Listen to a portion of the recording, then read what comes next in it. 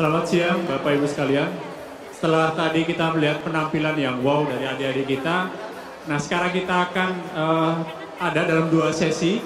Jadi talk show leadership ini akan dibagi dalam dua sesi Bapak Ibu. Sesi pertama nanti kita sudah kehadiran dua tamu yang wow, yang beliau akan bercerita bagaimana pengalamannya menjadi leader di institusi masing-masing. Dan nanti di sesi berikutnya selama sekitar 1 jam kita akan membahas juga bagaimana riset yang sudah dilakukan Marplus sehingga kita bisa membuat satu model yang disebut sebagai wow leadership.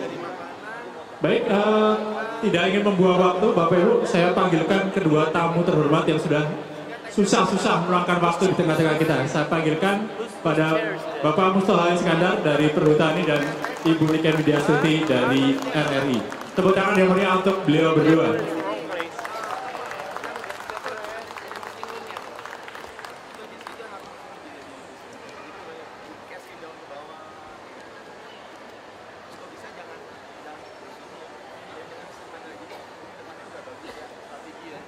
Baik Bapak Ibu,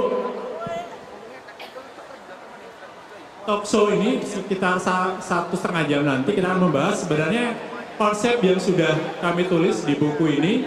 Dan di dalamnya sebenarnya ada kisah-kisah wow leader di Indonesia. Ada 6 tokoh yang sudah kita wawancari secara langsung. Dan pada siang hari ini 2 orang langsung sudah meluangkan waktu untuk hadir di tengah-tengah kita, di tengah-tengah kesibukan beliau berdua. Sebelum kita mulai diskusi Bapak Ibu, jadi nanti mungkin kita akan berbincang-bincang dengan kedua pembicara yang sudah hadir di tengah kita. Dan mudah-mudahan nanti kita punya waktu sedikit untuk Bapak Ibu yang di sini juga bisa bertanya. Karena beliau-beliau ini waktunya luar biasa, habis ini jam 1 tank sudah harus meninggalkan tempat ini. Sedikit pengantar Bapak Ibu sebelum kita mulai diskusi. Mohon izin Bu Niken, Pak Mustoha. Bagi Bapak Ibu yang mungkin baru pertama kali mendengar tentang istilah wow leadership, nah ini modelnya yang nanti akan menjadi bahan diskusi dengan kedua tamu kita. Jadi dari riset yang dilakukan Marplus oleh Pak Hermawan, nanti detailnya akan dibahas di sesi kedua. Kami berkesimpulan bahwa pemimpin itu Bapak Ibu bukan orang yang punya titel tinggi, punya jabatan tinggi, walaupun beliau-beliau di sini direktur-direktur semua ya. Tapi tidak selalu harus punya jabatan tinggi atau tidak harus selalu jadi direktur dulu baru kita bisa menjadi pemimpin yang wow. Nah ada 6 hal yang perlu diperhatikan agar kita bisa menjadi pemimpin. Dalam arti kita bisa mempengaruhi orang agar mereka mau mengikuti apa yang kita katakan, apa yang kita lakukan secara sukarela. Tidak dengan hipnotis gitu ya, tidak dengan jopa-japu, tapi dengan karisma yang kita miliki.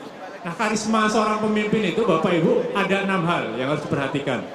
Pertama adalah fisiknya, penampilan luarnya, ternyata juga mempengaruhi persepsi orang terhadap kemampuan leadership kita.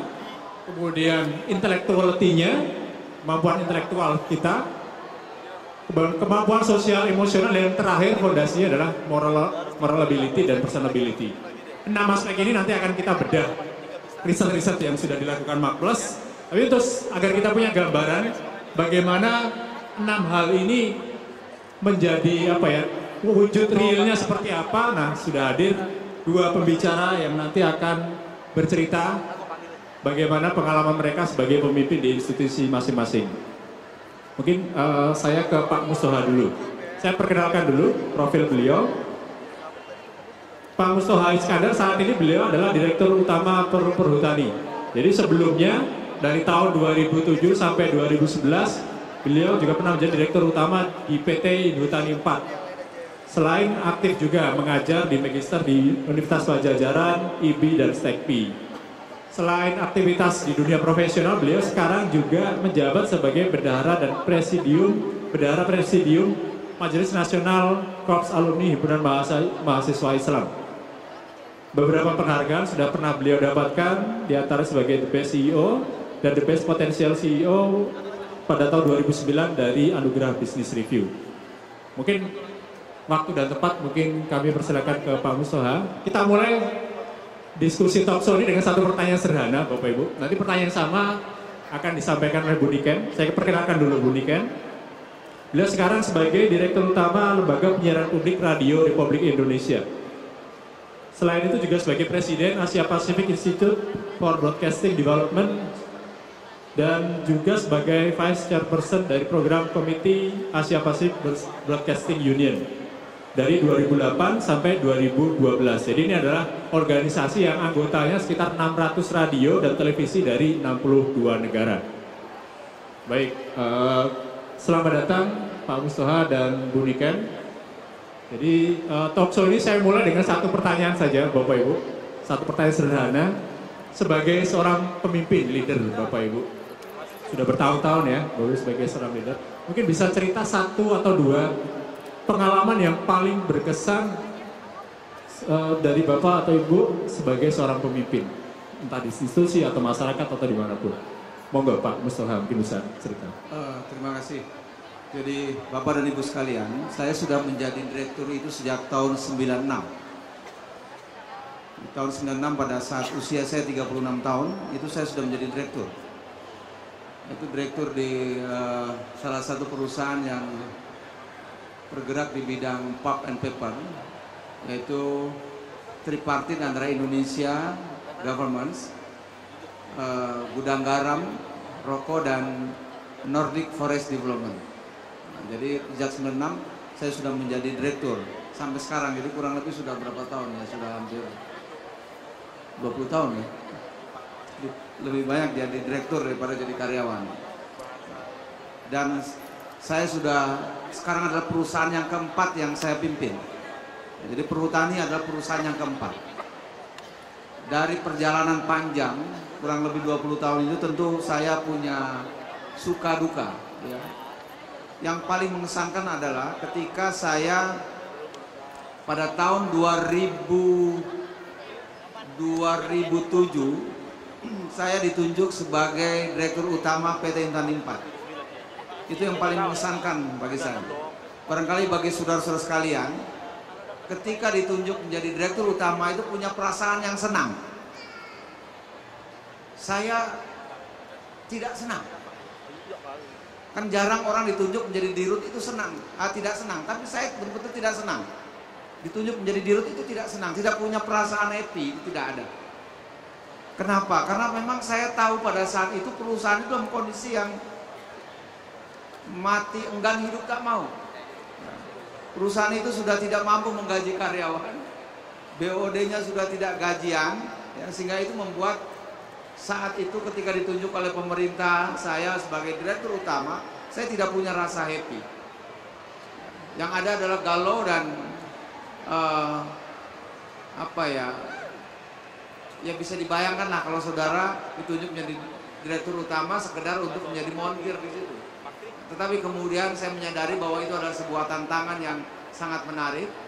Akhirnya saya terima tawaran itu, ya kan? Saya terima. Pada pertama kali yang saya lakukan adalah saya mengumpulkan semua karyawan, terutama serikat pekerja saya kumpulkan, dan kami buat satu komitmen. Saya minta waktu 1 tahun, dan apabila dalam 1 tahun itu saya tidak mampu menyehatkan perusahaan itu, maka saya berhenti sebagai Direktur Utama. Ya saya pikir saya harus berhenti, percuma saya setahun kerja nggak ada yang gaji kan. Ya, saya harus berhenti 1 tahun. Dengan hanya satu permintaan kepada mereka, jangan melakukan protes terhadap apapun keputusan dirut selama 1 tahun itu. Jadi sekar semua, tidak boleh protes terhadap apapun keputusan dirut. Nah, akhirnya dipatuhi oleh mereka. 1 tahun mereka nggak protes. Kemudian saya melakukan restrukturisasi, satu line organisasi saya pangkas, ya, sehingga jarak BOD ke pejabat yang ada di daerah menjadi semakin pendek, dan itu tentu akan mempercepat pengambilan keputusan. Nah, dan ternyata benar, saya melakukan program turnaround namanya, putar haluan. Maka dalam 1 tahun, perusahaan yang sebenarnya memang punya potensi besar dengan 17 anak perusahaan itu, ternyata hanya dalam waktu 1 tahun perusahaan itu menjadi sehat. Nah, itu pengalaman saya yang paling mengesankan. Yang pertama. Yang kedua di Perhutani, ini banyak pejabat-pejabat Perhutani barangkali baru saya sampaikan sekarang. Ada satu kejadian yang bagi saya itu membuat saya galau, bukan sekedar karyawan, tapi saya sebagai dirut pun galau. tapi saya tidak menunjukkan kegalauannya.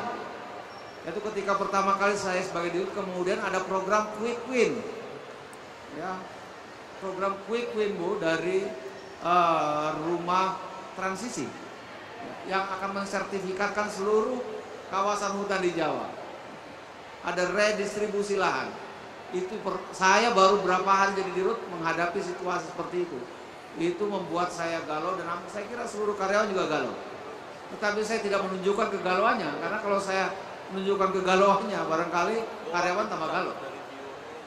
Saya menunjukkan ketenangan, tetapi rupanya justru membuat karyawan itu galau karena menganggap saya tidak berbuat apa-apa.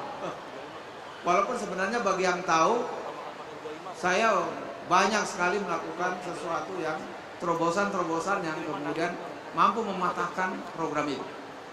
Nah, dan sekarang akhirnya itu berlalu, Quick Win itu yang saya anggap sebagai sebuah ancaman yang sangat besar. Dan kemudian ancaman itu sekarang sudah berubah menjadi sebuah peluang. Jadi Bapak dan Ibu sekalian, pada prinsipnya menjadi pemimpin itu adalah bagaimana merubah sebuah ancaman itu menjadi peluang. Dan sekarang peluang itu tinggal bagaimana kami mengeksekusi peluang itu menjadi sebuah benefit bagi Perum Perhutani. Dan insya Allah ke depan Perum Perhutani yang tadinya terancam, sekarang justru dibuka peluangnya oleh pemerintah juga, ya, di mana perhutani masuk ke berbagai bidang yang sangat mungkin, termasuk diantaranya adalah sekarang ini perhutani punya program baru adalah ketahanan pangan. Ya, ini saya kira itu 2 poin yang barangkali sangat mengesankan bagi saya dalam perjalanannya sebagai direktur di beberapa perusahaan sejak tahun 96. Jadi kalau 96 sampai dengan 2015, sekarang itu kurang lebih udah hampir 20 tahun. Saya menjalani posisi sebagai direktur. Saya kira itu. Terima kasih.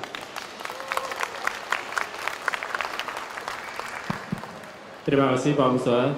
Saya yakin pengalaman 20 tahun tadi dijelaskan dalam waktu beberapa menit itu hanya sebagian kecil saja Pak ya. Pasti banyak pengalaman-pengalaman yang lain yang benar-benar nanti bisa digali lewat tanya jawab dengan Bapak Ibu sekalian. Tapi sebelumnya mungkin saya berikan waktu kepada Ibu Niken, pemimpin wanita, salah satu pemimpin wanita Indonesia yang mungkin bisa berbagi cerita yang unik juga pengalaman beliau sebagai seorang pemimpin. Monggo Bu Niken. Iya, Mas Ardi. Jadi kalau Pak Mustafa tadi luar biasa ya, sudah cukup panjang, 20 tahun menjadi direktur maupun dirut. Pengalaman saya 10 tahun. 10 tahun ini sebagai direktur maupun dirut. Waktu pertama memasuki BOD, waktu itu RRI memang dalam situasi yang sangat kritis begitu.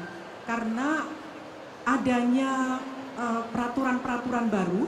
Waktu itu RRI sesungguhnya adalah radio yang memegang monopoli siaran seluruh Indonesia. Jadi semua radio pada era Orde Baru itu harus merilai, namanya wajib relay siaran berita RRI. Tetapi ketika reformasi ada, semua wajib relay ini akhirnya harus diberhentikan. Kemudian juga payung hukum kelembagaan RRI yang tadinya berada di bawah Departemen Penerangan oleh Presiden Gus Dur waktu itu Departemen Penerangan ditutup. Jadi akhirnya lembaga ini menjadi limbung. Kita mau menginduk kemana begitu? Karena induknya sudah tidak ada, sementara RRI dan TVRI kan tetap harus siaran.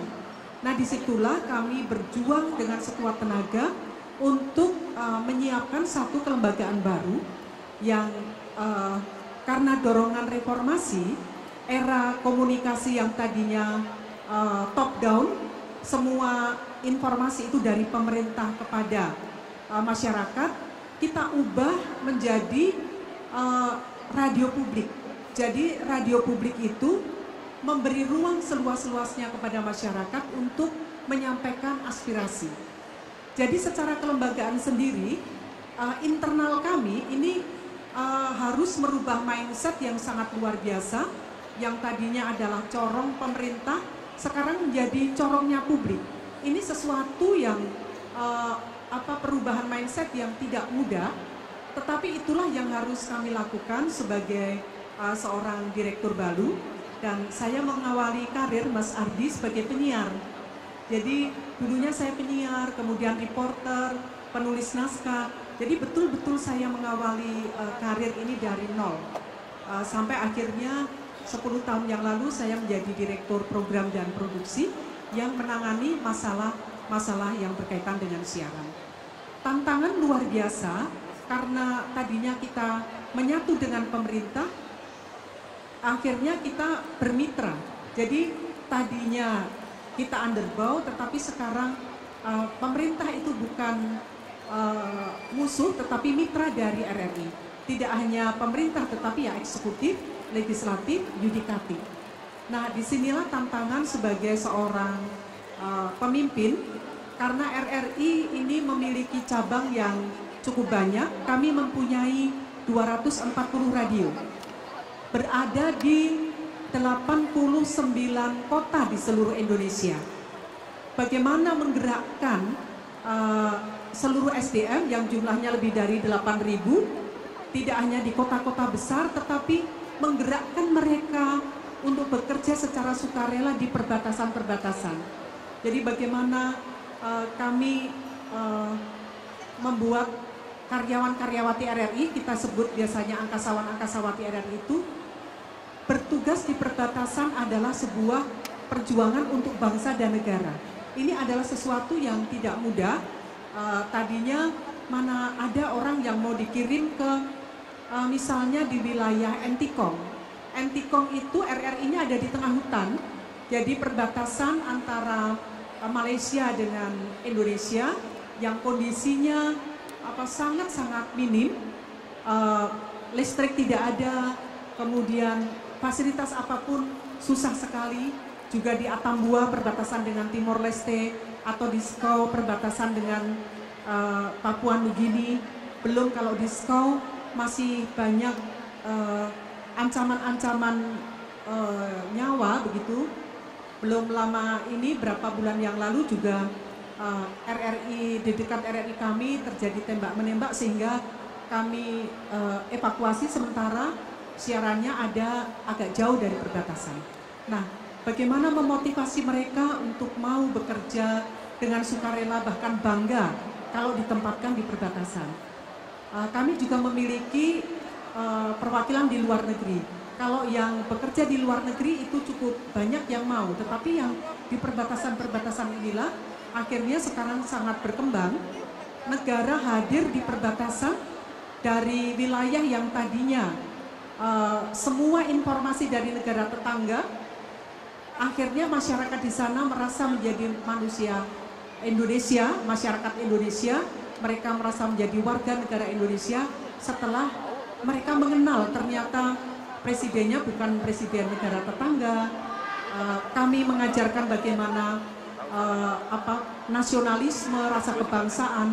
Disitulah dibutuhkan pemimpin yang bisa memberikan motivasi, mempengaruhi anak buah untuk bekerja secara sukarela untuk kepentingan bangsa dan negara.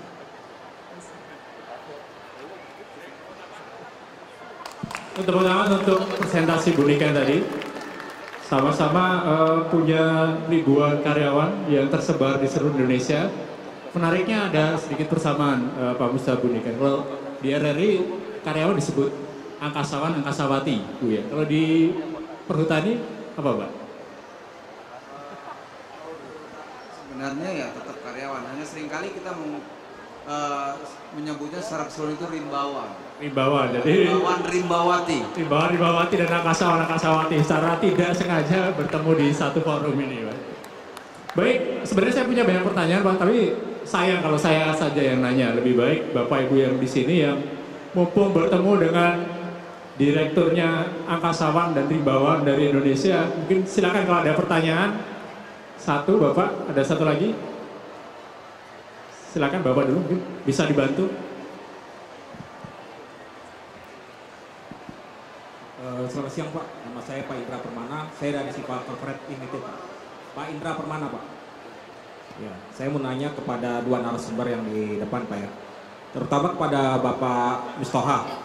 Saya mau tanya, Bapak tadi kan menjelaskan Pak ya, bahwa Bapak kurang lebih sudah 20 tahun Pak ya.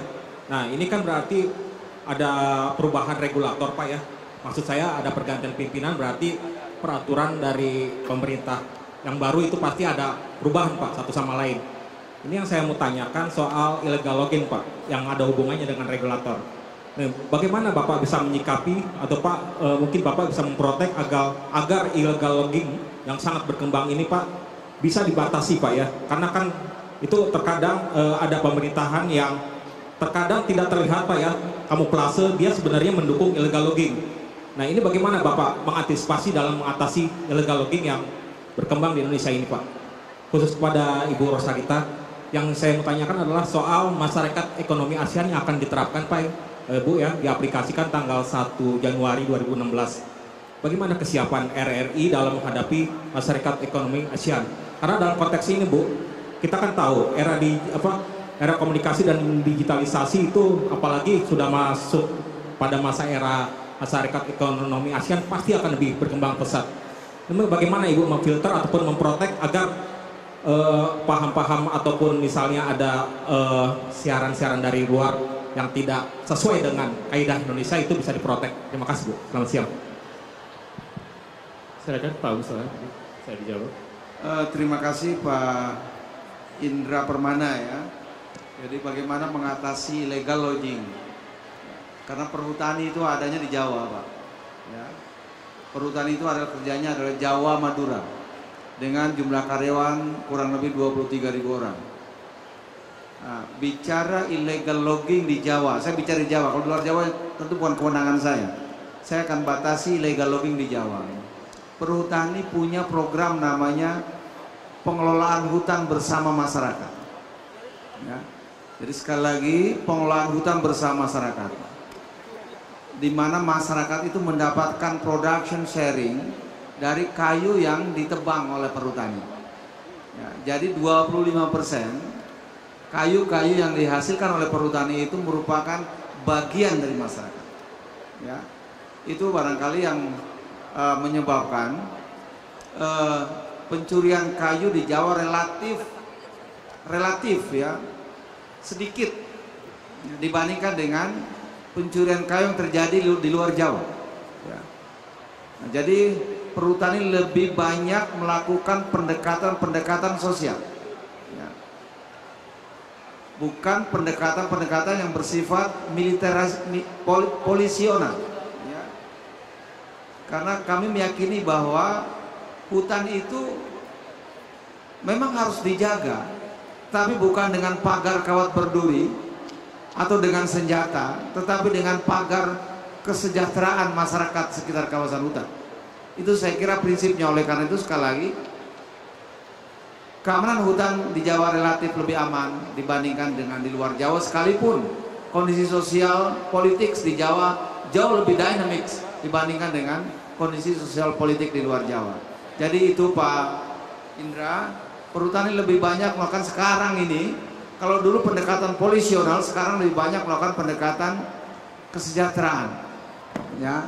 Dan insya Allah terus kita akan lakukan itu dalam rangka menekan terjadinya pencurian kayu di hutan di seluruh Jawa dan Madura.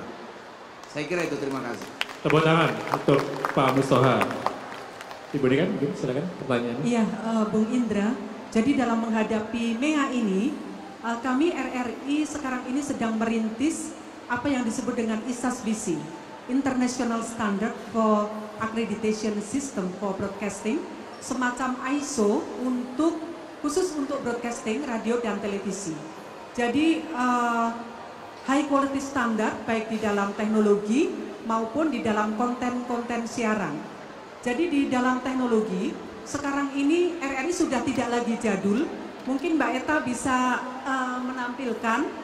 Eta, RRI sekarang ada di ujung jari. Jadi kalau Bapak Ibu adik-adik sekarang menggunakan Android, HP Android, saudara-saudara bisa download RRI Play. Di dalam RRI Play itu ada 180 channel RRI di seluruh Indonesia, itu bisa didengarkan dimanapun berada. Anda misalnya di Italia, dimanapun berada, Anda bisa mendengarkan RRI hanya menggunakan ini, RRI Play. RRI Play itu selain ada voice, kami juga punya televisi. RRI mempunyai 4 channel televisi. Kami menyebutnya dengan radio picture, radio bergambar, tetapi itu adalah semacam televisi. Jadi ini tampilan RRI Play. Misalnya Bapak ingin mendengarkan RRI dimanapun berada, langsung bisa klik, tinggal pilih.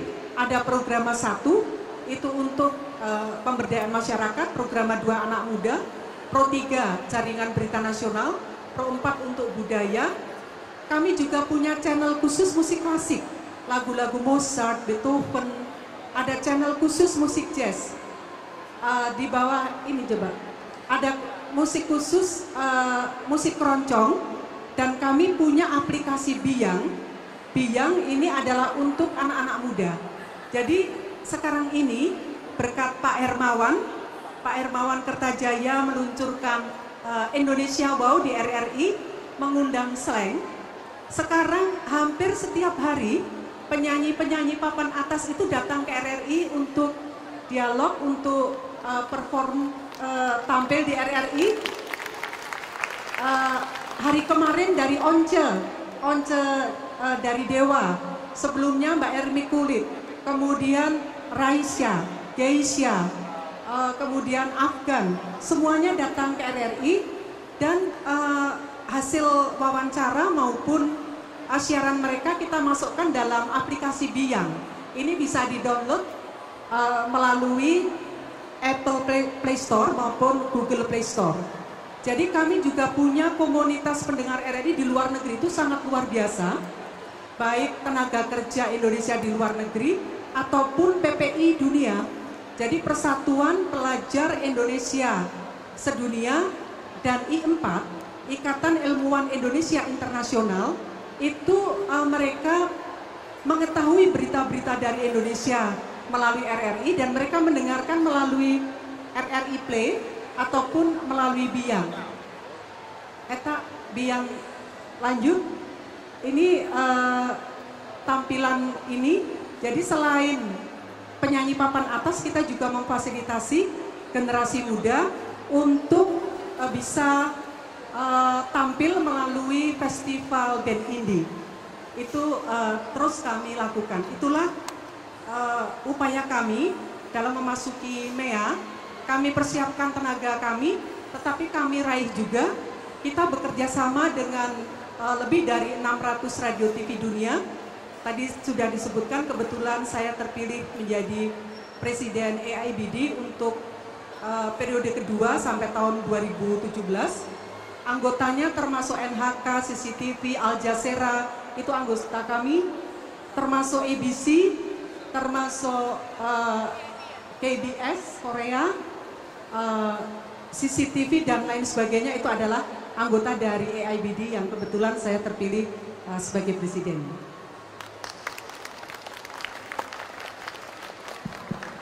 Jadi kalau dari jawabannya sudah jelas Pak Idar ya, RRI siap menghadapi MEA. Baik, kita masih ada satu sesi lagi karena beliau waktunya sangat padat sekali. Silakan, mungkin Bapak atau Ibu ada satu pertanyaan. Bapak silakan. Bisa dibantu mic-nya. Nama dan pertanyaan singkat Pak. Terima kasih Mas Moderator. Saya Jainal dari Jakarta Mas.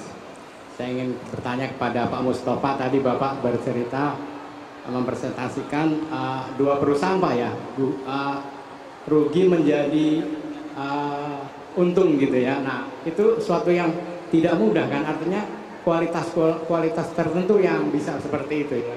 Nah seperti apa gambarnya yang agak detail Pak, seperti apa bisa seperti itu? Itu pertanyaan pertama. Kepada Mbak Niken saya ingin bertanya Mbak, tadi ada program Cinta Bangsa ya di perbatasan atau di semua daerah ya, programnya seperti apa kira-kira? Itu pertanyaan pertama. Kedua tentu RRI butuh mendapatkan iklan ya. Nah, seperti apa untuk lebih banyak mendapatkan iklan, program-programnya seperti apa? Terima kasih atas jawabannya nanti. Terima kasih Pak Zainal. Pak Musa untuk memberikan gambaran dan cerita bagaimana menjadikan perhutani yang awalnya rugi jadi untung. Ya, terima kasih Pak Zainal. Jadi memang di dalam dunia usaha atau di dalam konsep teori bisnis itu ada namanya turnaround. Ada strategi turnaround. Dan itulah yang saya lakukan pada saat itu. Yaitu melakukan satu langkah-langkah penyehatan perusahaan. Yang pertama adalah yang kami melakukan cost reduction. Jadi ini yang dilakukan. Lakukan efisiensi di semua lini.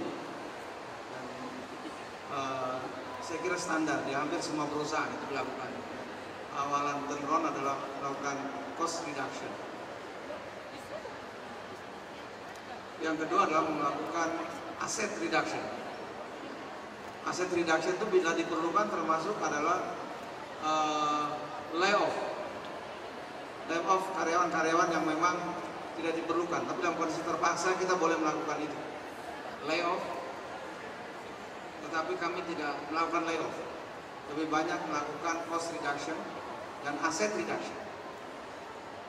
Asset reduction kami lakukan karena memang perusahaan yang saya pimpin pada saat itu ada 17 anak perusahaan yang hampir seluruhnya itu tidak efisien. Oleh karena itu kami melakukan divestasi atas anak-anak perusahaan itu.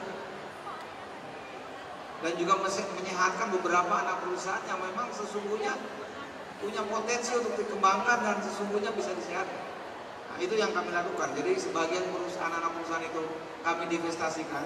Sehingga kami punya ada cash in, fresh money yang masuk atas penjualan saham di beberapa anak perusahaan di satu sisi, dan di sisi lain anak perusahaan juga kami sehatkan sehingga menjadi perusahaan yang untung, dan itu juga menjadi cash money dalam bentuk dividen. Nah itu kemudian kami juga melakukan pemangkasan satu lane struktur organisasi tadi ya. GM saya putus menjadi manajer. Jadi tingkat provinsinya kita hapus, kita putus langsung pada tingkat kabupaten. Sehingga saya selaku direktur utama langsung berhubungan dengan tingkat kabupaten. Ya. Biasanya kan direktur berhubungan dengan level pertama dengan GM, tapi GM-nya saya hilangkan di struktur organisasi sehingga saya langsung berhubungan dengan manajer. Nah ini salah satu cara bagaimana kita mempercepat pengambilan keputusan, mempercepat kontrol, ya, sehingga organisasi ini bisa lebih cepat di dalam menyelesaikan persoalan-persoalan yang dihadapi di lapangan. Itu salah satu kiat-kiat yang kami lakukan, Pak. Ya, jadi cost reduction dan asset reduction dan restrukturisasi organisasi. Ya, kemudian corporate culture kita perbaiki. Ya. Jadi budaya yang bersifat birokratik, ya, itu kita rubah menjadi budaya yang bersifat korporasi. Biasanya kalau di BUMN saya kira Ibu Niken juga mengalami, kalau kita datang ke daerah itu sambutannya berlebihan, ya. Banyak orang yang menyambutnya di situ anak buah, maka saya minta dibatasi. Cukup dijemput sama satu pejabat atau bila perlu cukup supir asal saya sudah tahu kemana tujuannya udah cukup. Dan itu akan membuat jauh lebih efisien. Itu kiat-kiatnya Pak, kenapa perusahaan yang rugi itu menjadi untung. Begitu kira-kira Pak Jenal ya. Terima kasih. Kasih tepuk tangan untuk Pak Mustafa. Jadi kiat-kiatnya mulai dari yang sangat strategik Bapak Ibu, restruktur organisasi sampai hal-hal yang taktikal juga diperhatikan Pak ya. Pejabat keluar kota, ke daerah dan sebagainya harus dibatasi untuk pengeluaran biaya yang tidak perlu. Baik Bu, ini kan ingin menjawab pertanyaan Pak Zainal, ada 2 pertanyaan tadi. Iya, Pak Zainal mengenai acara Cinta Bangsa, ini khususnya adalah untuk wilayah-wilayah perbatasan. Barangkali untuk Bapak Ibu tidak bisa membayangkan ya, Jakarta ini informasi sedemikian luber, sumber informasi sangat luar biasa banyak, bahkan sampai ya banyak informasi-informasi yang negatif datang. Tetapi kalau kita ada di perbatasan-perbatasan, di wilayah yang baru kami buka setahun lalu, misalnya di daerah Bengkalis. Bengkalis itu kabupaten yang cukup kaya, hanya 4 jam dari Pekanbaru menyusuri Sungai Siak. Tetapi di Bengkalis itu, sejak Indonesia merdeka sampai dengan RRI membuka radio di sana, tidak pernah mendengar suara informasi dari Indonesia. Ada 62 radio televisi, tapi semuanya dari negara tetangga. Iya, jadi informasi dari Indonesia itu bahkan tidak ada sama sekali.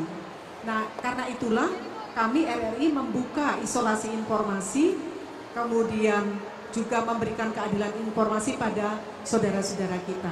Juga misalnya kami membuka RRI di Longbagun. Longbagun itu agak jauh dari Balikpapan, masih naik pesawat 1 jam menggunakan pesawat kecil. Kemudian menyusuri Sungai Mahakam itu sekitar 7 jam. Di sana juga tidak ada informasi apapun dari Indonesia. Dan wilayah-wilayah seperti itu masih cukup banyak, Pak.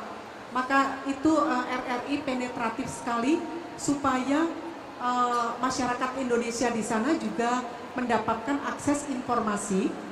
Mereka menyampaikan aspirasi melalui acara Suara Perbatasan agar keluhan-keluhan mereka sampai kepada para pimpinan, baik Bapak Presiden, Menteri ataupun DPR, sehingga sekarang ini pemerintah Bapak Jokowi JK ini memang mengutamakan wilayah perbatasan. Jadi ini sangat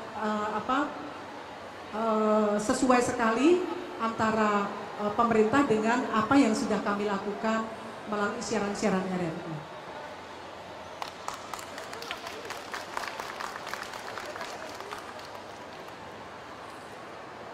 Baik, Bapak Ibu, saya yakin banyak pertanyaan yang lain, tapi mohon maaf karena memang waktunya sangat-sangat terbatas.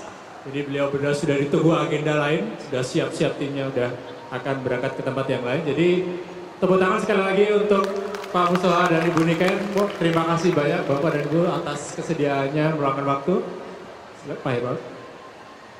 Jadi buku Wow Leadership ini kita terbitkan dulu adalah mencari tokoh-tokoh yang model leadershipnya mirip Pak Jokowi. Tidak perlu sama, tapi mirip. Coba lihat Pak Jokowi ya. Pak Jokowi itu wow. Dia populer tapi bila perlu tidak populis. Iya, pemimpin tidak harus selalu mempertahankan polling gitu ya. Tidak terlalu polling. Sekarang kemarin juga pada waktu sesi PR di sini dipertanyakan, kenapa kok sekarang pollingnya kok turun katanya. Itu biasa saja. Di mana-mana juga kayak begitu. Sebab pemimpin tidak akan wow kalau hanya menyenangkan orang atau bawahnya. Yang penting bermanfaat. Jadi rakyat atau bawahan, bukan bawahan sebetulnya follower. Kalau manajer kan punya bawahan, kalau leader kan punyanya follower. Follower itu adalah teman kita yang harus kita tunjukkan jalan yang baik dan harus mengambil risiko. Jadi tadi yang ceritakan Pak Mustofa itu luar biasa ya. Jadi berani satu layer dihilangkan, itu risikonya besar itu kalau di BUMN. Saya tahu persis itu. Kita banyak bantu BUMN, dan semua direktur BUMN berani melakukan itu. Ya biasanya kerja dengan orang seadanya, mau tidak mau. Ya kedua, Ibu Niken tadi bayangkan ya, jadi buka di perbatasan dan sebagainya itu belum tentu ada orang yang mau dikirim ke sana ya. Dan pada waktu quick count presiden dulu, ini satu-satunya loh quick count yang melibatkan responden sampai di daerah-daerah perbatasan. Karena tidak ada quick count lain yang melibatkan daerah perbatasan. Jadi walaupun akhirnya hasil itu kemudian akhirnya diprotes, di demo dan sebagainya, saya lihat sendiri, tapi Ibu Niken tabah menghadapi semua. Jadi seorang leader yang wow, itu leader yang berani ngambil risiko untuk tidak populer, dan kedua tidak mau safe, tetapi betul-betul bisa mengambil risiko yang tentunya diperhitungkan. Yang penting demi kebaikan. Dalam hal ini BUMN dan LPP, lembaga penyiaran publik, itu memang akhirnya di ultimate customer-nya adalah masyarakat sebetulnya. Ya kan? Harus berani ngambil suatu. Kalau tidak gitu, Anda tidak bisa wow. Di dalam buku itu ada tools-nya, Anda bisa mengisi Anda itu di mana sebetulnya posisinya dibanding yang ideal. Nanti mungkin akan dijelaskan sudah ini oleh Ardi, karena Ardi ini yang mendalami World Leadership ini. Terima kasih Pak Mustoha, terima kasih Ibu Niken ya atas sharingnya. Tangan. Pak Herman berkenan untuk memberikan plakat pada kedua pembicara kita.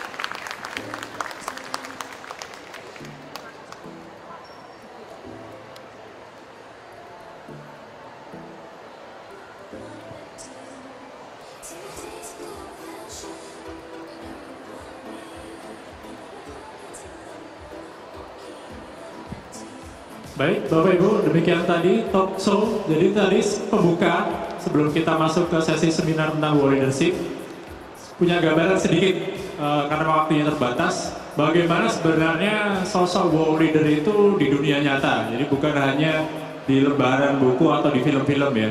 Kalau Bapak Ibu pengen baca cerita yang lebih lengkap dari Pak Mustoha dan Bu Niken ada di bab epilog di buku ini. Banyak sekali kisah-kisah menarik yang tidak sempat beliau ceritakan tadi. Nah, di sesi berikutnya saya akan sharing beberapa riset yang kami lakukan yang sudah ditulis di buku ini. Bagaimana sebenarnya world leader yang kemudian berdasarkan riset yang kami lakukan, baik tokoh-tokoh di dalam maupun di luar negeri.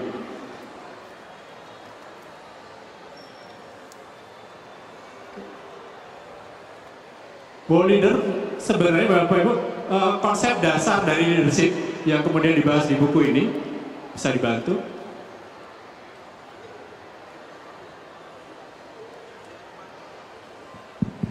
Salah satu inti dasar dari kepemimpinan atau leadership adalah ketika kita punya kemampuan untuk mempengaruhi orang lain.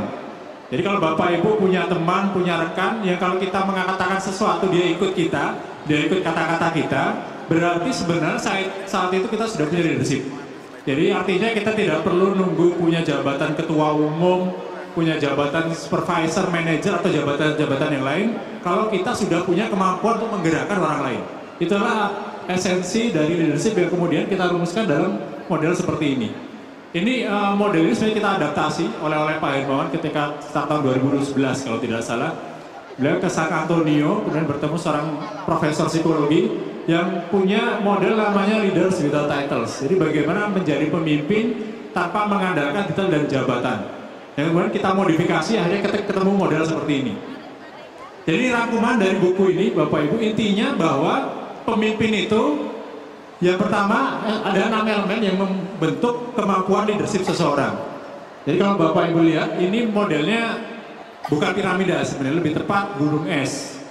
Yang paling atas adalah aspek fisik, di bawahnya ada aspek intellectuality, sociability, emotionality, dan fondasinya adalah personability dan morality. Kenapa berupa gunung es? Sederhana aja, gunung es yang kelihatan atas atau bawah, Bapak Ibu? Atas dulu kan? Demikian juga seorang pemimpin yang paling kelihatan pertama kali adalah fisiknya. Nanti akan banyak sekali riset menarik yang menggambarkan sadar atau tidak ternyata fisik itu mempengaruhi persepsi orang lain terhadap kemampuan leadership kita. Mungkin kita langsung masuk saja. Oke. Kalau yang sudah baca bukunya sudah tahu isinya ya. Saya ke bawah saja. Kira-kira Bapak Ibu kalau ada 4 tokoh seperti ini, mana yang kira-kira paling bagus leadershipnya? Ada yang suka bola, Bapak Ibu? Yang suka bola? Nggak ada yang suka bola semua? Bapak suka bola? Semua. Kira-kira kalau ada David Beckham, Ronaldinho, Roberto Carlos, dan Francesco Totti yang punya kemampuan leadership paling bagus yang mana, Pak? Menurut saya mungkin Francesco Totti. Alasannya pertama mungkin karena dia loyal terhadap timnya ya, dan grup yang dia dari awal sampai sekarang dia tetap masih setia dengan AS Roma. Itu menurut saya.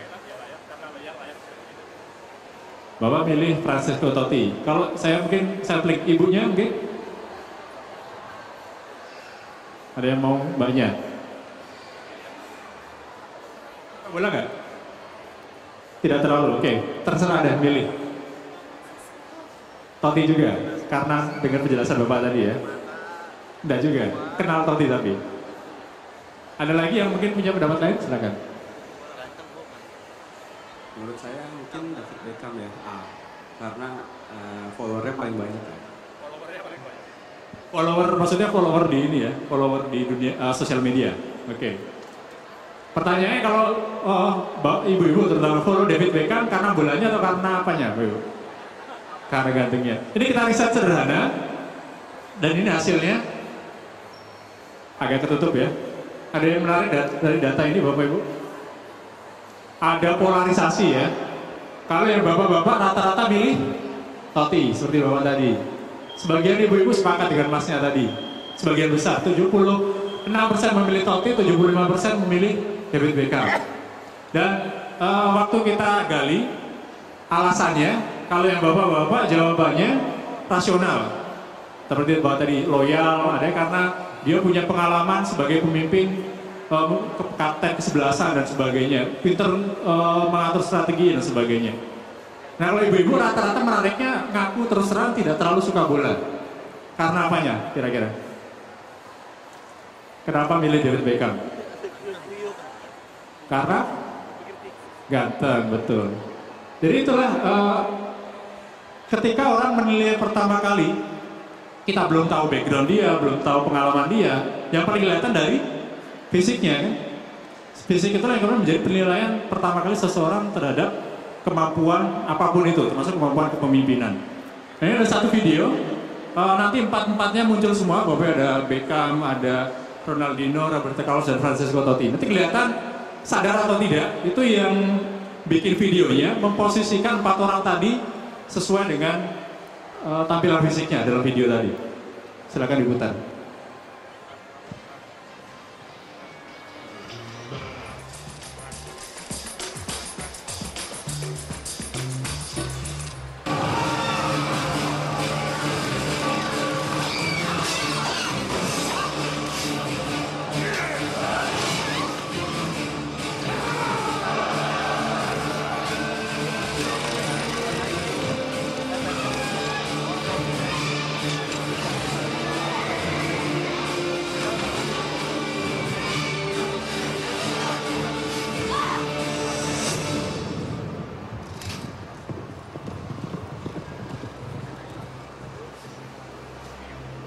Siapa yang kelihatan pertama kali?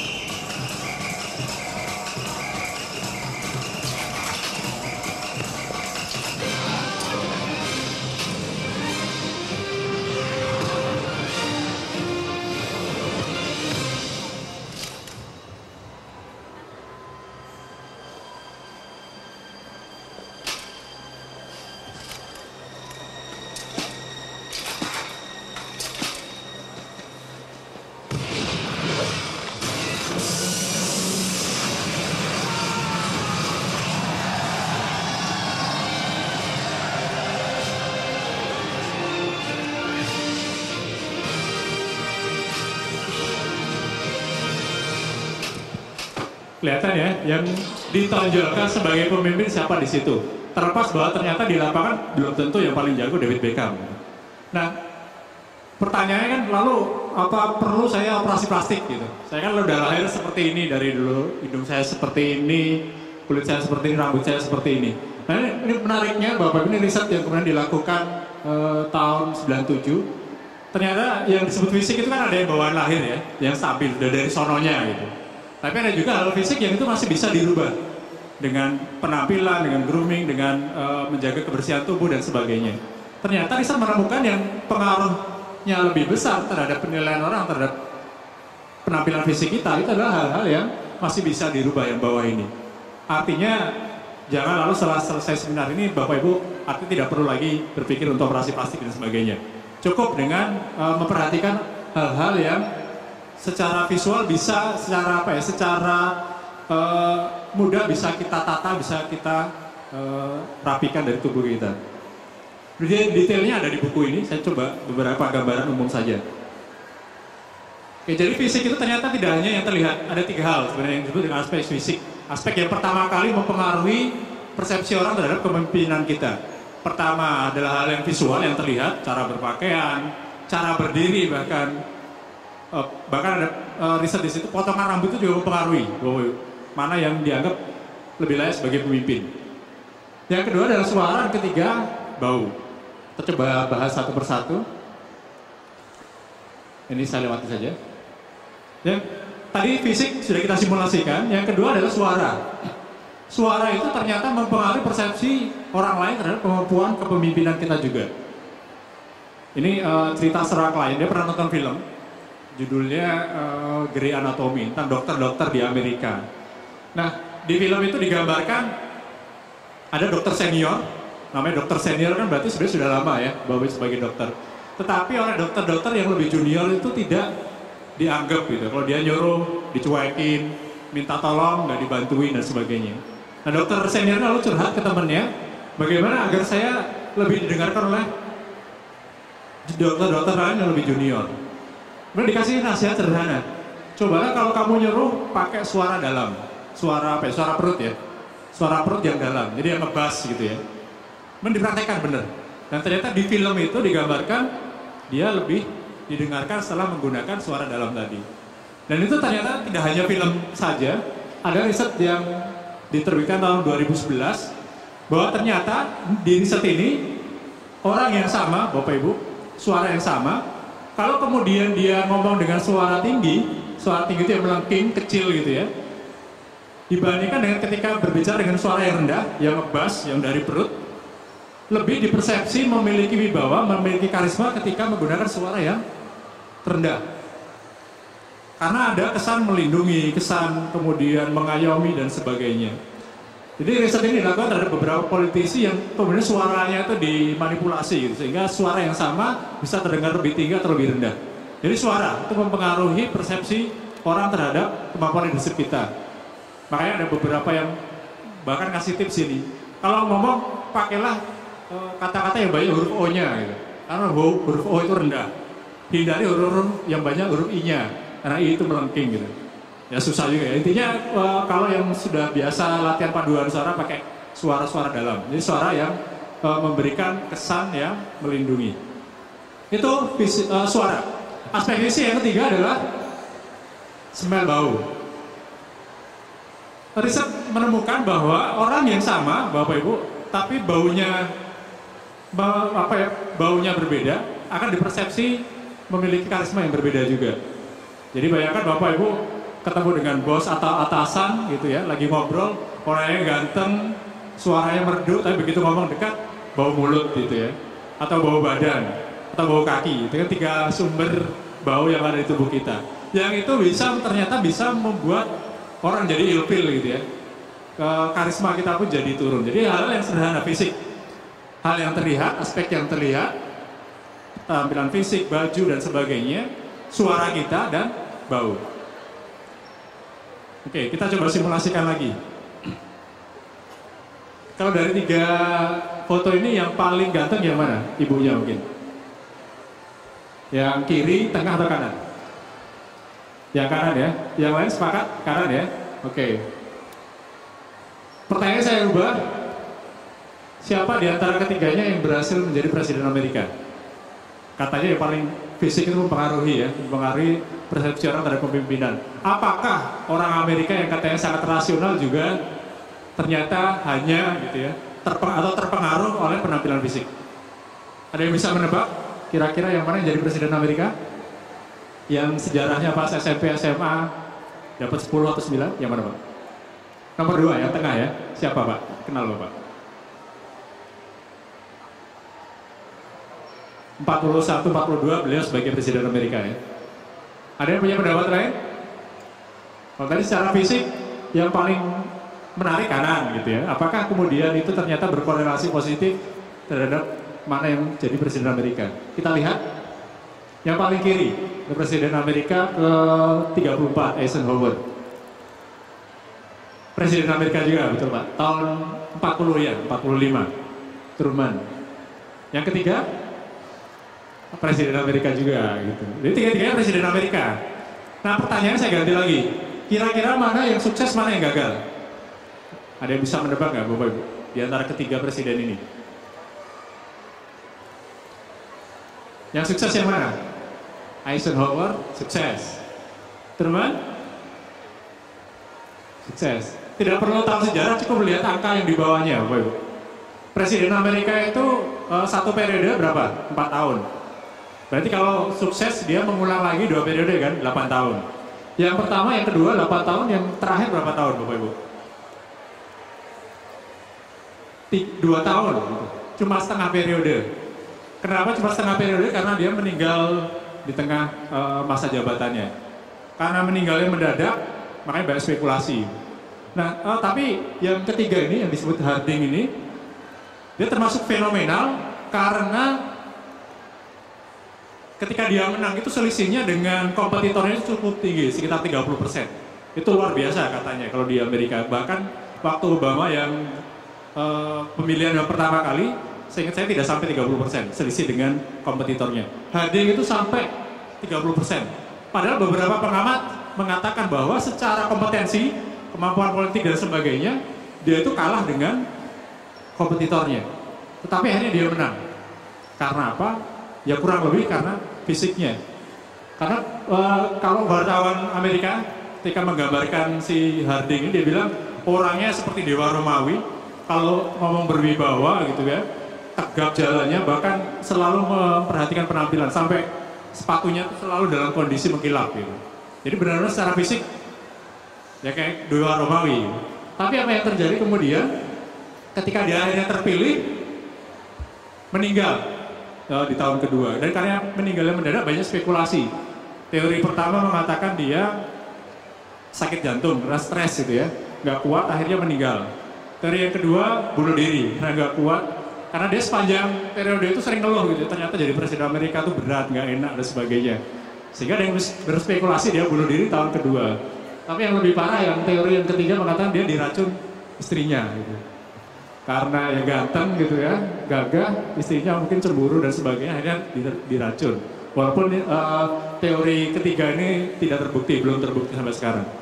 Nah pelajaran dari Harding ini bahwa fisik itu penting, perlu, tetapi hanya mengandalkan aspek fisik ya akhirnya akan terjadi seperti tadi. Itu kalau dalam sejarah Amerika, kalau di ranking, Harding tadi biasanya masuk 5 besar di bawah. Gitu. Sementara yang 2 tadi, yang sisanya itu 5 besar paling tinggi. Jadi aspek fisik penting tetapi tidak cukup. Yang kedua adalah kemampuan intelektual, aspek intelektual. Ini bukan berarti lalu Bapak Ibu harus minimal jadi doktor dulu, jadi profesor dulu, gelarnya minimal 2 atau 3 di belakang nama kita. Jadi bukan berarti seperti itu. Ada 3 hal yang kemudian perlu diperhatikan dalam aspek intelektual. Pertama, kemampuan berpikir logis, sistematis, dan kedua kemampuan berpikir kreatif, dan yang ketiga adalah berpikir praktis. Kita lihat, ini yang disebut dengan kemampuan berpikir logis. Ada yang bisa ngitung? Berapa? Cepet-cepetan, yang bisa ngitung. Saya ada buku, oke. Berapa Mbak? 27. Saya cuma nanya buku saja, enggak mau. 27. Ada yang lain? Berapa Pak? 26. 26, 27. Susah nggak Bapak Ibu hitungnya? Ini lingkaran yang sama, kemudian saya tampilkan dengan cara yang berbeda. Berapa kalau yang ini? Berapa? 27. Kalau ini sepakat semua ya. Kalau yang tadi pasti ada yang 26, 27, 25. Tapi begitu lingkaran-lingkaran yang sama ditampilkan dengan cara yang berbeda, orang akan lebih mudah memahami, akan lebih mudah untuk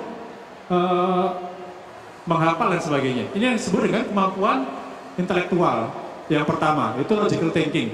Jadi bagaimana kita bisa menyampaikan ide kita secara sistematis, secara logis, sehingga orang lebih mudah memahami. Jadi itu makanya salah satu, kalau Pak Herman selalu bilang, konsultan itu salah satu ilmu dasarnya ini, logical thinking, analytical thinking. Jadi bagaimana men-simplify the complex thing. Jadi hal-hal yang rumit, yang jelimet gitu ya, bisa disederhanakan sehingga orang menjadi lebih mudah dipahami. Kalau di Mark+ kita selalu suka angka 3, Bapak Ibu. Jadi apapun itu paling enak, usahakan dibagi 3. Kalau Pak Hermawan, bahkan beliau itu pernah ngasih sambutan nikah ya. Itu yang pakai logical thinking, di awal beliau, saya akan cerita 3 hal.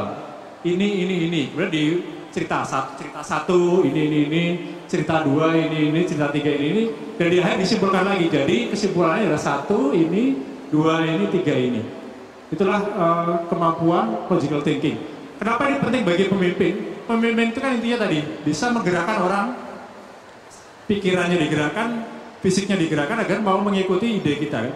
Kalau paham ide kita saja susah, bagaimana mereka mau mengikuti ide kita? Itu adalah yang pertama, logical thinking.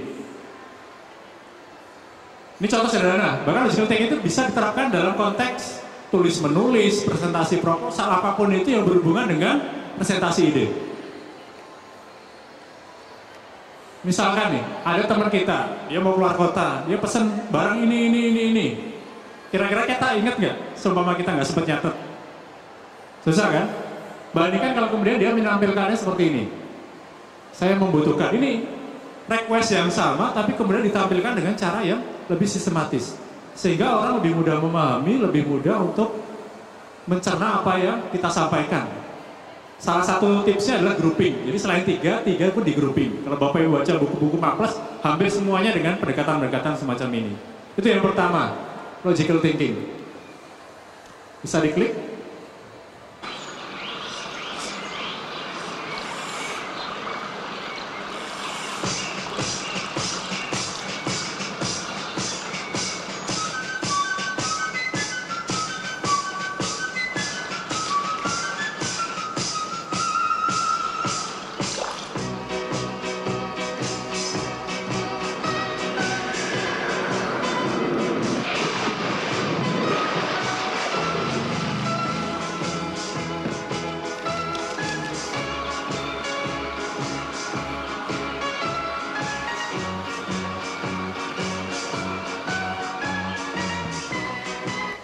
Nah itu yang kedua, creative thinking.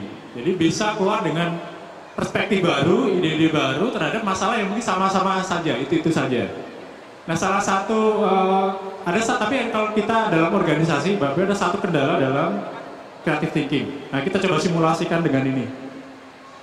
Ini kalau ada yang bisa jawab benar, silakan bawa pulang buku, satu buku Wow Leadership. Silakan, ada yang mau coba tebak? Ini uangnya 20 US dollar, kalau dikurskan sekitar 200.000 lebih. Silakan. 5, 4, 3, 2, bawa mau jawab? 2, 1, saya bawa pulang lagi. Ada yang mau jawab tadi? Silakan, 1, 2. Apa, caranya gimana? Tebang pohonnya atau potong pohon.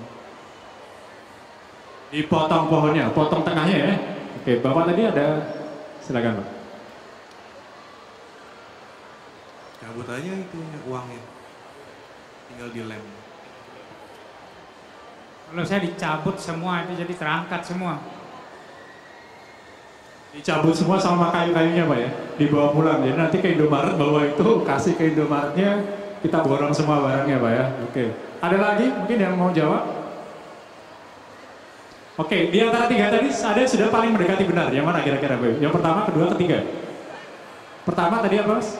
Dipotong, yang kedua dicabut, yang ketiga dibawa sebatang-batangnya. Yang paling benar, yang kedua. Oke, tepuk tangan. Itu Bapak siapa? Pak Peter, oke. Yang di sini yang dilarang apa, Bapak Ibu? Larangannya apa dalam instruksi ini? Tidak boleh cabut paku. Tapi seolah-olah di persepsi kita ada larangan apa? Tidak boleh robek kan? Itu yang kemudian sering membatasi kita dalam kreativitas. Jadi seringkali kita membuat batasan-batasan yang sebenarnya tidak ada gitu. Makanya kalau dalam teknik creative thinking seringkali namanya ada brainstorming kan. Itu dimana semua orang dalam satu tim itu dituntut atau diminta untuk mengeluarkan ide apapun. Dan aturannya hanya satu, tidak boleh ada yang mengkritik, tidak boleh ada interupsi. Jadi seaneh apapun dikeluarkan. Baru setelah selesai ide di kepala itu hilang semua, baru dievaluasi satu persatu. Oh yang satu itu yang aneh, yang dua ini nggak mungkin dan sebagainya. Evaluasinya dilakukan di akhir, sehingga orang tidak ada resistensi untuk keluar dengan ide yang seaneh apapun di awal. Itu creative thinking. Nah ini ada satu film, ini contoh creative thinking. Ada yang sudah pernah lihat? Captain America ya. Ini adegan yang paling saya suka.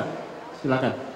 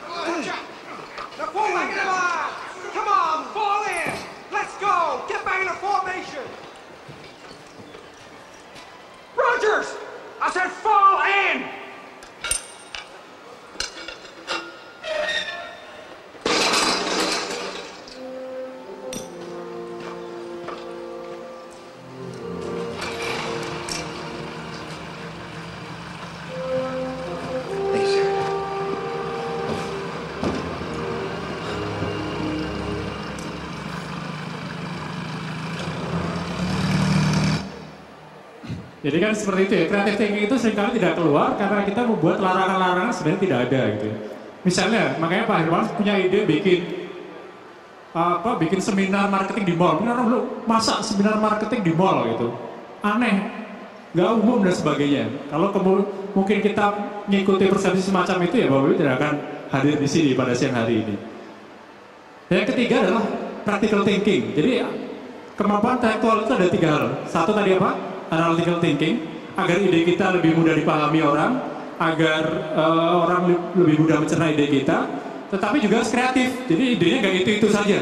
Kalau idenya sama saja dengan yang lain, orang tidak akan tertarik, tidak akan mau ikut. Tapi yang tidak kalah penting adalah yang ketiga, idenya harus logis, kreatif, tapi juga harus bisa diimplementasikan.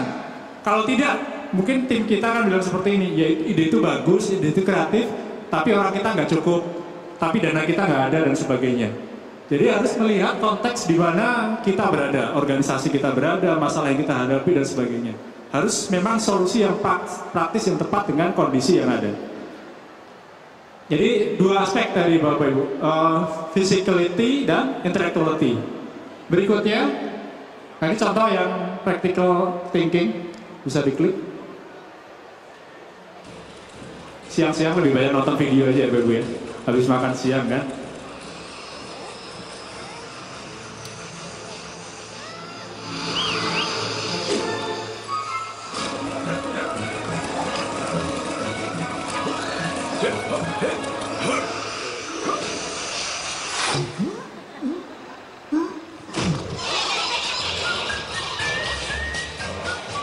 Oke, itu practical thinking ya. Oke, sebelum aspek berikutnya, kuis lagi. Kalau misalnya ada Iron Man, Robocop, Terminator, yang paling pas atau paling Bapak Ibu sukai kalau jadi pemimpin yang mana kira-kira? Iron Man, kenapa Mbak?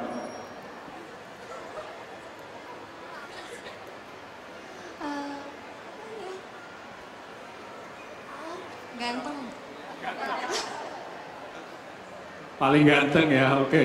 Dan selain paling ganteng, yang paling manusiawi ya, Bapak Ibu, ini kita riset juga, jawabannya kurang lebih seperti ini. Sama dengan banyak tadi. 64% pilih Iron Man. Yang menarik alasannya, lebih manusiawi, yang lain kaku dan terlalu robot, humoris dan menyenangkan, 100% manusia. Ya, Robocop itu kan setengah manusia, setengah robot ya. Sebagian memorinya sudah hilang. Apalagi Terminator itu robot, 100% robot. Di seri pertama dia jahat, seri kedua jadi baik, gitu, tinggal diprogram ulang. Artinya secara manusiawi orang itu yang lebih disuka dipimpin oleh orang yang punya emosi sebagai manusia. Itu yang disebut dengan emotionality. Ada 3 hal dalam emotionality ini. Jadi kemampuan mengenali emosi pribadi, kemampuan mengekspresikan, dan kemampuan untuk mempengaruhi emosi orang lain. Saya tidak akan bahas satu persatu, hanya beberapa contoh saja. Ada yang sudah nonton filmnya? Minggu lalu kita bedah di sini juga. Ada yang sudah nonton? Ibu sudah nonton? Profesor Paulus sudah nonton juga ya? Ada yang tahu nggak Bapak Ibu? Salah satu kemampuan dari Christopher Aminato itu adalah kemampuan beliau dalam mengelola emosi orang. Karena terkenal sebagai orator yang luar biasa.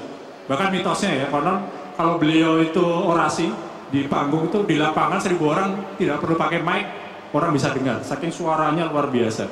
Makanya dia digelari Raja Jawa tanpa mahkota. Karena sebagai pemimpin syarikat Islam waktu itu punya masa yang luar biasa, terutama di daerah Jawa. Nah, salah satu tokoh yang kemudian lahir dari, kalau yang lihat filmnya, kan punya kosan ya di Surabaya, itu beberapa tokoh-tokoh besar politik yang ideologinya bermacam-macam, jadi anak kosan di situ. Salah satunya kemudian menjadi salah satu pemimpin negeri ini.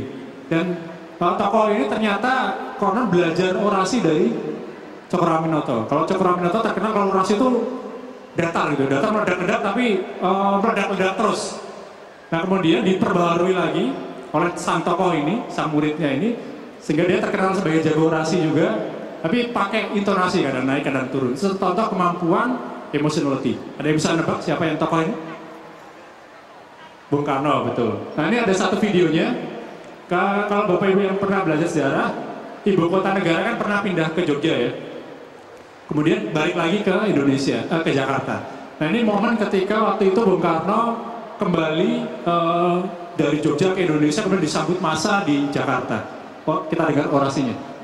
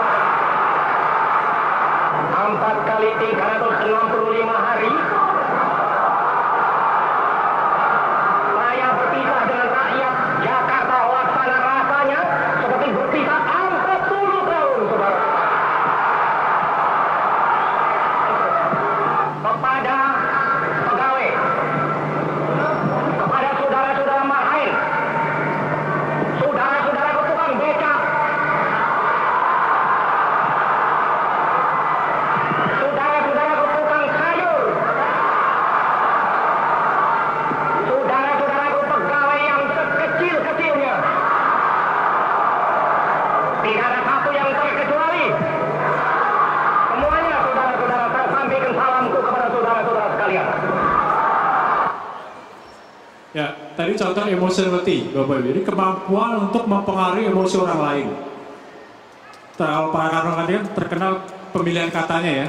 4 tahun rasanya seperti 40 kali 365 hari. Yang menarik ketika menyapa kan, jadi bukan kepada yang terhormat wakil presiden, gitu, kepada yang terhormat ketua MPR, ketua DPR dan sebagainya. Yang disapa justru rakyat kecil dulu. Jadi contoh bagaimana seorang pemimpin bisa mempengaruhi emosi orang lain, emotionality. Pertanyaan mungkin, wah kalau gitu apakah kita harus jadi seperti Bung Karno gitu ya, orator ulung dan sebagainya. Dari riset kami Bapak ada 2 hal yang mungkin sederhana yang bisa digunakan untuk mempengaruhi emosi orang lain.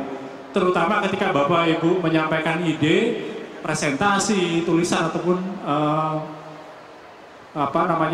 ngobrol gitu. Satu dengan menggunakan gambar, yang kedua dengan cerita. Karena gambar itu bisa menyentuh emosi orang. Jadi kalau Bapak bikin presentasi dan sebagainya, ya tentu disesuaikan dengan momentumnya ya. Dengan penggunaan gambar visual yang menarik akan lebih bisa menyentuh emosi orang lain. Dan yang kedua adalah cerita. Makanya storytelling itu menjadi suatu teknik presentasi yang powerful. Ketika saya membawakan ini di Pontianak beberapa minggu yang lalu, itu kan waktu itu di depan guru-guru. Ada yang cerita seorang guru. Guru ini punya teman waktu ngajar, muridnya rame semua gitu ya. Itu tipikal kita dulu juga seperti itu kan. Gak ada yang dengerin. Jadi gurunya ngomong gak ada yang dengerin. Apa yang dilakukan guru ini contoh emotionality, Pak Ibu. Jadi dia bukan marah-marah ngambil penggaris ngamuk semuanya dipukulin gitu ya. Nah, itu contoh emotionality yang tidak bisa mengontrol emosi sendiri. Emotionality kan bukan berarti lalu kita harus emosional. Emosinya tidak terkontrol, justru sebaliknya. Kita harus bisa mengeluarkan emosi di saat yang tepat dengan takaran yang pas gitu, agar orang tahu kondisi emosi kita apa. Nah, yang dilakukan guru tadi sederhana. Dia justru diem gitu ya. Lama-lama kan muridnya juga mikir, oh gurunya diem, jangan-jangan ngambek. Nah, akhirnya diem 1, diem 2, semuanya diem. Nah setelah diem, dia kemudian cerita. Dia nggak teori, nggak menyinggung tentang moral, PPKN dan sebagainya. Dia malah cerita pengalaman dia ketika jadi murid, jatuh bangun dari bawah sampai jadi guru. Dan ternyata habis itu bahkan beberapa muridnya kata nangis gitu. Itu contoh kemampuan emotionality. Bagaimana kita mempengaruhi orang lain dengan menyentuh emosi audiens kita. Kuis lagi Bapak Ibu. Misalnya Pilkada DKI 2011 gitu ya. 2017 maaf. Tiga-tiganya maju yang Bapak Ibu pilih sebagai gubernur yang mana? Paling mungkin. Seumpama hanya ada 3 calon ini. Ahmad Albar, Iwan Fals, atau Doel Sumbang. Yang mana Pak? Iwan Fals. Yang milih Iwan Fals? Oke, sebagian besar milih Iwan Fals ya. Riset kita juga sama, Iwan Fals. Alasan-alasannya ya, karena orang kan kenal dari lagunya ya, Bapak Ibu. Mereka memilih karena cenderung dianggap ini orang yang paling tahu masalah sosial, paling peduli terhadap rakyat dan sebagainya. Itulah salah satu elemen dari sociability. Jadi emotionality itu lebih dengan kemampuan mengelola emosi pribadi, sociability kemampuan untuk relationship, menjalin hubungan dengan orang lain. Elemennya ada 3. Kesadaran sosial, jadi kita paham tren sosial, kondisi sosial yang ada di sekeliling kita apa. Kedua, kemampuan membentuk jaringan sosial. Dan yang ketiga, pemecahan masalah sosial. Nanti saya akan hanya bahas yang kedua, saya sedikit singgung. Yang ketiga, Bapak Ibu, pemecahan masalah sosial itu masalah-masalah yang hubungannya sama orang. Kalau Bapak Ibu sekolah gitu ya, jago matematika, jago fisika, itu bukan masalah sosial. Masalah sosial itu kalau ada tetangga kita cakar-cakaran, terus kita bisa mendamaikan. Nah, berarti kita bisa melakukan pemecahan masalah sosial. Ada satu tim kita yang seminggu gak masuk kerja gitu ya. Kita datangi setelah ngobrol dengan kita, dia mau datang. Itu termasuk kemampuan pemecahan masalah sosial. Jadi masalah-masalah yang hubungannya dengan orang, manusia. Pemimpin yang baik, yang pokoknya pengaruh yang luas adalah yang punya kemampuan dalam memecahkan masalah-masalah semacam tadi. Saya akan bahas yang kedua terutama. Oke. Dalam konteks jaringan sosial, kemampuan untuk membentuk jaringan itu juga mempengaruhi kemampuan leadership seseorang. Tapi dalam riset yang kami lakukan ada 2 hal Bapak Ibu yang ini biasa jadi sandungan atau jebakan dalam konteks relationship, dalam konteks networking. Yang pertama yang disebut dengan jebakan kesamaan, similarity trap. Artinya apa? Ini kalau di istilah psikologi ada yang, kalau di sosiologi homofili, Prof ya. Homofili. Jadi homofili itu seperti burung, sukanya ngumpul sama burung yang sama gitu ya. Kalau sifatnya sama, hobinya sama, daerahnya sama, sukunya sama, dia gampang jadi teman. Karakternya sama, gampang jadi teman. Nah, kebanyakan orang masih terjebak dalam konteks yang ini. Jadi cenderung berteman dekat dengan orang-orang yang sama karakternya dan sebagainya. Tapi ada kalanya juga Bapak Ibu, kita bisa berteman dengan orang yang sama sekali beda dengan kita. Kita Jawa gitu ya, teman kita Batak gitu. Kita nggak kita sukanya keroncong, dia sukanya metal misalnya. Tapi bisa teman dekat. Tapi tetap saja ini masih terjebak. Itu karena apa? Jebakan yang kedua, yang disebut dengan proximity trap. Kenapa kita dekat dengan orang tadi yang sifatnya beda, hobinya beda tadi? Karena ternyata dia di kantor sebelah kita gitu. Atau karena dia tetangga kita persis. Atau kalau kita kuliah dia di sebelah kita bangkunya setiap hari. Ya otomatis ya kenal gitu ya, jadi teman gitu ya. Itu yang disebut dengan proximity trap, yaitu pertemanan, hubungan sosial yang terbentuk hanya karena kita dikondisikan secara fisik dekat gitu. Sehingga tiap hari ketemu, tiap hari jadi berpapasan, ya kalau nggak jadi teman ya kebangetan gitu, berarti kita yang kebangetan. Nah, dari pengalaman banyak kemudian pemimpin-pemimpin yang besar itu pemimpin yang bisa keluar dari jebakan tadi. Dia bisa berteman dengan orang yang sama sekali beda latar belakangnya dan mungkin orang yang secara fisik tidak pernah ketemu. Itu yang disebut dengan kemampuan social ability. Ini ada satu kisah yang menarik di Amerika, patungnya dari Boston, namanya Paul Revere. Menariknya Bapak Ibu yang kalau di Jalan Sudirman kan ada juga kan Pak Dirman gitu di Jalan Sudirman. Tapi beliau kan panglima besar. Cuma menariknya Paul Revere ini ada yang bilang bahkan dia hanya sekedar tukang pandai besi. Jadi bukan panglima perang Amerika. Tapi dia diabadikan patungnya di Boston karena jasanya waktu itu ketika dia bisa membuat pasukan Amerika menang melawan pasukan Inggris. Kita tahu dalam sejarah kan Inggris itu Amerika itu jajahan Inggris ya, dianggap sebagai koloni Amerika, koloni Inggris. Nah sekitar 2 tahun sebelum deklarasi kemerdekaan, waktu itu pasukan Inggris sudah ngumpul semua di sekitar Boston. Tapi belum terjadi perang kontak fisik besar-besaran. Sampai kemudian waktu itu kebetulan ada seorang anak, kalau di Indonesia mungkin tukang arit gitu ya, tukang cari rumput. Tidak sengaja dia dengar dengar ada prajurit Inggris yang bisik-bisik mengatakan bahwa besok pagi kita akan menyerang markas tentara gerilya Amerika. Nah, si anak tadi lalu lapor kan ke pimpinan lokal di situ. Kemudian diputuskan bahwa malam ini harus ada yang ngasih kabar, ngetok pintu ke semua pintu, ngasih kabar ke semua orang dari daerah tadi sampai kalau nggak salah dari satu daerah ke satu daerah yang perjalanannya 2 jam. Akhirnya dipilihlah si Paul Revere ini. Selama 2 jam dia melakukan perjalanan pakai kuda waktu itu, ngetok pintu-pintu satu persatu, kemudian dikasih kabar ya bahwa besok pasukan Inggris akan menyerang di malam-malam Bapak Ibu selama 2 jam. Itulah yang kemudian menjadikan akhirnya ketika besoknya tentara Inggris melakukan serangan, tentara Amerika sudah siap semua sehingga kalah. Dan 2 tahun kemudian Amerika mendeklarasikan kemerdekaan. Ya, salah satu kontribusi dari perang ini. Nah, yang menarik Bapak Ibu sebenarnya pada malam itu tidak dia sendiri, ada 2 orang sebenarnya. Ada namanya Paul Revere sama William ini. Dua-duanya menempuh jarak yang kurang lebih sama, waktunya juga sama 2 jam. Tapi yang terkenal sampai sekarang dalam sejarah Amerika hanya si Paul saja. Kenapa seperti itu? Karena daerah pintu-pintu tempat-tempat yang dilewati si William ini sedikit sekali yang respon gitu ya. Jadi ketika tentara Inggris lewat situ nggak ada yang siap-siap. Kenapa bisa seperti itu? Karena pengaruh yang diberikan si Paul jauh lebih besar dibanding William. Ini satu artikel di Harvard Business Review kemudian menganalisa, memetakan networking dari 2 orang tadi. Jadi si Paul ini networkingnya seperti ini. Orangnya dia kenal banyak orang dan diverse gitu ya. Di mana-mana dia punya teman gitu, gaulnya kemana-mana. Sementara si William teman-temannya itu saja, orang yang deket-deket dia, satu RT, satu hobi dan sebagainya. Sementara si Paul itu namanya di mana-mana. Sehingga bayangkan Bapak Ibu malam-malam gitu ada yang ketok-ketok pintu rumah kita ngasih tahu besok Inggris mau nyerang gitu. Kalau kita nggak kenal dia gitu kan, mungkin kita pikir jangan-jangan ini begal gitu ya. atau ini penjahat cuma nipu gitu. Tapi karena si Paul tadi dia sudah punya jaringan di mana-mana, sehingga dia tahu, oh kalau lewat di daerah ini yang saya hubungi si ini, kalau lewat di RT ini yang saya kontak si ini. Sehingga akhirnya pesan yang dia sampaikan bisa efektif tersebar di daerah yang dia lewati. Inilah yang disebut dengan sociability, Bapak Ibu.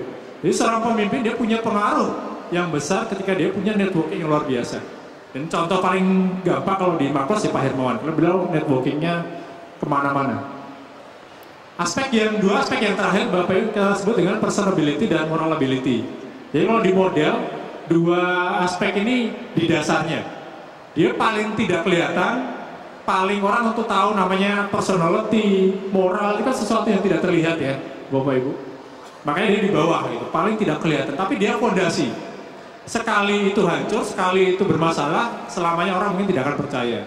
Jadi kalau Bapak Ibu mau seganteng apapun fisiknya, suaranya seberwibawa apapun, sepintar apapun secara intelektual, secara emosional bisa membuat orang nangis, bisa membuat orang tertawa gitu ya, secara sosial temannya di mana-mana, tapi suatu saat Bapak Ibu kena kasus korupsi, hancur semua di atas gitu. Selamanya mungkin orang tidak akan lagi percaya kita sebagai seorang pemimpin. Nah, personality ini ada 3 hal, saya hanya bahas satu saja, yaitu kesadaran diri atau self awareness. Tadi sudah sempat disinggung Pak Hermawan. Saya mungkin simulasikan dengan pertanyaan seperti ini. Bisa dibantu slide selanjutnya. Oke, kalau ada yang ditanya seperti ini Bapak Ibu, punya pemimpin narsis, mau atau tidak? Mau atau tidak? Tidak ya, sebagian karena selama ini kan orang pikir narsis itu jelek-jeleknya. Dan ada riset yang menarik dilakukan oleh Michael McCoby tahun 2000-an. Klaimnya sih dia melakukan risetnya sekitar 20 tahun ke ribuan pemimpin bisnis, sosial, politik dari berbagai institusi. Yang kemudian dia temukan istilahnya narcissistic leader, jadi pemimpin yang narsis. Dia menyimpulkan bahwa ternyata pemimpin besar itu Bapak Ibu, rata-rata narsis orangnya. Kalau dalam istilah psikologi, sosiologi kan mungkin banyak yang memang ini satu terminologi yang menggambarkan satu karakter tertentu. Kalau dalam mitologi Yunani kan digambarkan narsis itu kisahnya ya Bapak Ibu, ada seorang lelaki yang ganteng luar biasa. Saking gantengnya setiap hari yang dia lakukan hanya mengamati wajahnya gitu. Karena zaman waktu itu belum ada kamera digital, belum ada tab, belum ada tablet. Yang dia lakukan ngaca di pinggir danau. Ya karena setiap hari ngaca, akhirnya gak makan gak minum, meninggal. Dan akhirnya diceritakan dia menjadi bunga yang namanya bunga narsisus. Makanya narsis ini kemudian digunakan untuk mensifati orang yang mencintai dirinya sendiri secara berlebihan. Nah, tapi ternyata kemudian McCoby menemukan satu sifat positif dari orang yang narsis. Orang yang narsis cenderung punya percaya diri yang luar biasa, sehingga digambarkan kalau dia sudah yakin dengan satu visi, satu ide, dia akan maju walaupun seluruh dunia tidak percaya. Kalau istilah Pak Herman tadi, orang yang berani tidak populis ketika dia yakin dengan idenya. Dan itu yang terjadi di banyak kasus orang-orang pemimpin bisnis, pemimpin politik, mereka rela dicaci maki, orang menghujat dia, tapi kalau dia selama dia yakin dengan visinya, dia maju terus. Kalau Bapak Ibu tahu ceritanya Steve Jobs, orang kan dia terkenal kalau dia tuh tidak percaya riset. Kalau dia ketika ada keluar iPod, iPhone, iTab, itu ya ide dia aja gitu. Tidak pakai riset-risetan, dia orang yang tidak percaya riset. Pokoknya dia punya ide itu, dia minta engineer-nya, orang marketingnya untuk mewujudkan ide itu. Orang mau bilang itu nggak mungkin, itu nggak laku dan sebagainya, pokoknya dia pengen itu diwujudkan. Dan kita tahu ya akhirnya produk-produknya menjadi produk-produk yang berbeda. Itu yang disebut dengan self-awareness, personal ability. Dan yang terakhir Bapak Ibu, di antara pemimpin ini semuanya adalah pemimpin kan, Hitler pemimpin, Mussolini pemimpin, Nelson Mandela juga pemimpin. Yang membedakan adalah aspek moralnya. Ada pemimpin yang besar tapi dia menjajah gitu ya. Ada pemimpin yang besar tapi dia melakukan hal-hal yang hanya untuk kepentingannya dirinya sendiri. Sehingga kami rumuskan ada 3 hal yang masuk dalam moral ability. Pertama adalah integritas, tanggung jawab, dan murah hati. 3 hal inilah yang kemudian di antara karakter-karakter yang lain yang paling menonjol adalah orang pemimpin-pemimpin yang leadership-nya luar biasa. Kalau dalam konteks institusi publik, Bapak Ibu, waktu saya wawancara Budi Ken sama satu lagi waktu itu Pak Komarudin Hidayat, ada kata-kata yang sama dari dua tokoh ini. Beliau bilang gini, pemimpin yang moral ability-nya bagus itu pemimpin yang sudah selesai dengan dirinya sendiri terlebih dahulu. Artinya apa? Dia ketika masuk ke satu institusi, terutama pemerintahan, bukan dengan niat untuk memperkaya dirinya sendiri, karena dia sudah selesai. Dia sudah merasa cukup dengan apa yang dia miliki, sehingga dia ingin memberi, bukan untuk mendapatkan sesuatu dari kepemimpinannya. Itulah 3 hal yang bisa membentuk moral ability seorang pemimpin di antara karakter-karakter yang lain. Sebagai penutup, Bapak Ibu, ini kesimpulan dari buku Wow Leadership ini. Detail-detailnya ada banyak riset-riset yang lain yang bisa Bapak Ibu baca. Tadi hanya rangkuman sekilasnya karena kita hanya punya waktu 1 jam. Sebagai penutup ada satu video, ini mungkin sudah sering melihat. Video ini dibuat di India oleh Times India untuk mensosialisasikan bahwa kepemimpinan tahun 2009 waktu itu, tentang transisi kepemimpinan, bahwa semua orang bisa menjadi pemimpin. Sangat relevan dengan buku dan seminar kita hari ini. Silakan diputar, ini sekaligus sebagai penutup seminar kita pada siang hari ini sebelum nanti ke sesi berikutnya. Bisa diputar?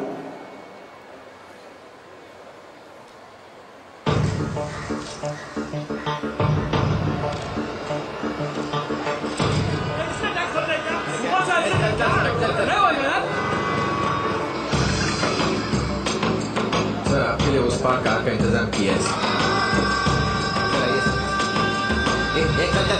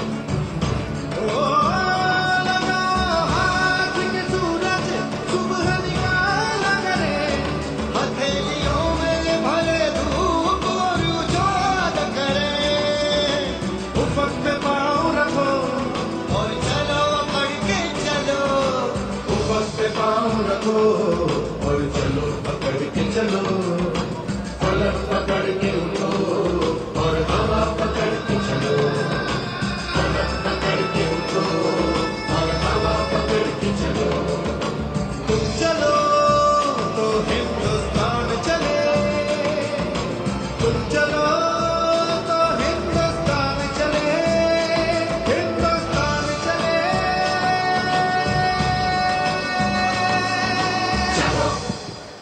Baik, demikian video tadi, jadi menyudahi talk show Wow Leadership pada siang hari ini.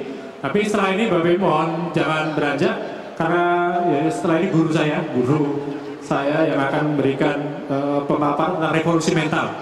Sudah hadir juga Profesor Dr. Paulus Wirutomo, beliau adalah mantan Ketua Pokja Tim Revolusi Mental. Jadi merumuskan revolusi mental, butir-butir revolusi mental yang sekarang sudah disosialisasikan. Kemudian juga ada Dr. Ade Simamgunarto dari Arsip Nasional Republik Indonesia dan Ibu Daisy Wijayanto sebagai salah satu mantan anggota Pokja Revolusi Mental. Dan nanti juga akan ada tampil slang Bapak Ibu. Jadi drumnya sudah siap di tengah-tengah podium. Jadi nanti kita lihat apa hubungan antara slang dan revolusi mental. Untuk itu kita sambut Bapak Hermawan Kartajaya. Tepuk tangan yang meriah. Ya Ardi ini yang